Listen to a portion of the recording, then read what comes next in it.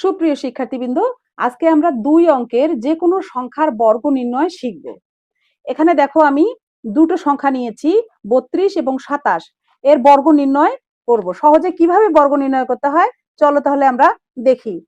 প্রথমেই আমরা কি করব, এই অঙ্ক প্রথম যে 3 অঙ্কটি রয়েছে এর উপরে আমরা এই বর্গটা দিয়ে দিব, অর্থাৎ 3-এর উপরে বর্গ দিব।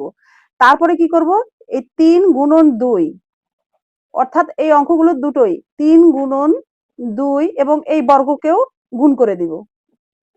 তারপরে আবার এই যে শেষের যে অঙ্কটি রয়েছে 2 এর উপর আবার আমরা বর্গ দিব, অর্থাৎ প্রথমে আমরা বর্গ দিয়েছি, শেষের সংখ্যাটিতেও কিন্তু আমরা বর্গ দিয়েছি, আর মাঝখানে কি করেছি, সংখ্যাগুলোর অঙ্কগুলোর আমরা গুণ করেছি। দেখো অঙ্কগুলোর গুণ করেছে, প্রথমে আমরা এটার বর্গ করেছি, এটারও বর্গ করেছি। এখন আমরা এটা হিসেব করব।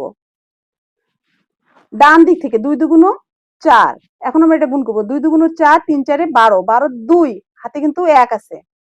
3 3 9 আর 1 10, এই 1। তাহলে আমাদের সংখ্যাটি হলো 1024।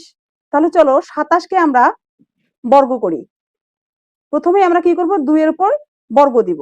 এখন আমরা 2 গুণন 7 গুণন 2 এই বর্গ, আবার কি করব, 7 এর উপরে আবার বর্গ দেব।